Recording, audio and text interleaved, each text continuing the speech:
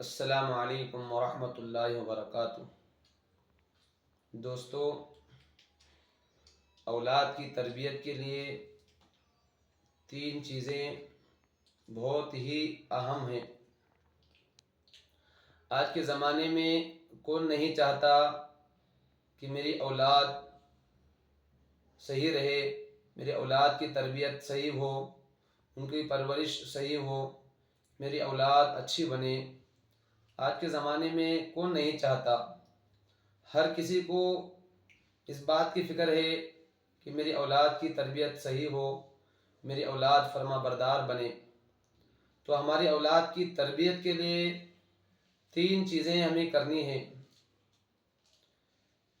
اس سے انشاءاللہ اولاد کی تربیت صحیح بنے گی۔ سب سے پہلی چیز یہ ہے کہ ہم بچوں کو ہمیشہ سچ بولنے کی عادت ڈالیں۔ جھوٹ کی بالکل اجازت نہیں، جھوٹ کو ہم بالکل برداشت نہ کریں۔ جب بھی بولیں تو سچ بولیں، سچ میں فائدہ ہے، جھوٹ میں نقصان ہے۔ اس کے ہم فضائل بتائیں بچوں کو کہ سچ بولنے والا ہمیشہ کامیاب رہتا ہے، جھوٹ بولنے والا ہمیشہ ناکام رہتا ہے۔ وقتی طور پر تو کامیاب نظر آئے گا، لیکن وہ جھوٹ اس کو ہلاک کرنے والا بنے گا۔ یہ تمام احادیث فضائل وغیرہ بتائیں اور ہمیشہ سچ بولنے کی عادت ڈالیں۔ اس کے لیے ایک کام ماں باپ کو کرنا ہے۔ ہم خود ہی ماں باپ اولاد کے سامنے جھوٹ بولتے ہیں اور اولاد سے ہم ہمیشہ سچ بلوانا چاہتے ہیں، تو یہ بات ناممکن ہے، کیونکہ اولاد جو کچھ سیکھتی ہے وہ ہمیں دیکھ کر سیکھتی ہے۔ اس لیے ہم خود اس کی عادت ڈالیں اور بچوں کو ہمیشہ سچ بولنے کی فکر دلائیں، کیونکہ ایک جھوٹ بولتا ہے تو اس جھوٹ کو چھپانے کے لیے 100 جھوٹ بولنے پڑتے ہیں۔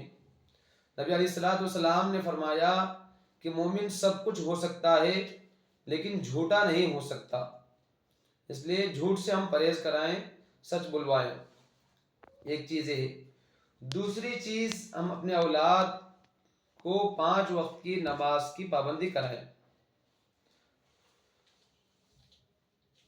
یہ بالکل بہانہ نہ کریں ہماری اولاد کہ رات میں سونے میں لیٹ ہو گیا، جس کی وجہ سے میں فجر میں نہیں اٹھ سکا۔ یہ تمام بہانے، تمام ہیلیں، یہ بالکل برداشت نہ کریں، بلکہ اولاد کو ہم اس کی پابند بنائیں کہ 5 وقت کی نماز پڑھنے والا بنے ہمارا بچہ۔ اگر تکبیر اولیٰ کی پابندی کرتا ہے تو سبحان اللہ، اگر تکبیر اولیٰ کی پابندی نہیں ہوتی ہے تو کم سے کم جماعت سے نماز پڑھنے کی فکر کریں، ہم اس کی نگرانی کریں۔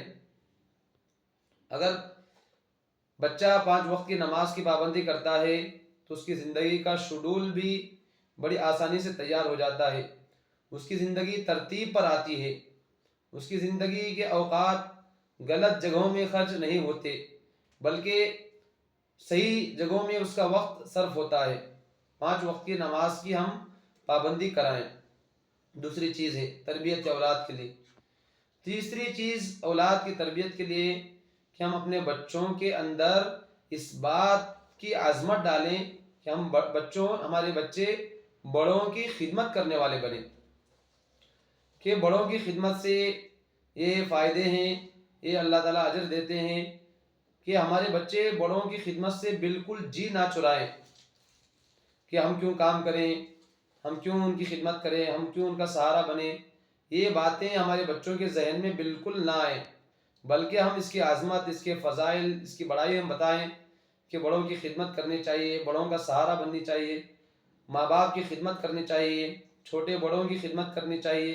بڑوں کی خدمت کے جذبات ہم اپنے بچوں کے اندر پیدا کریں تو انشاءاللہ ان 3 چیزوں سے ہماری بچوں کی تربیت صحیح ہو سکتی ہے۔ اللہ تعالیٰ ہم تمام کو عمل کرنے کی توفیق عطا فرمائے۔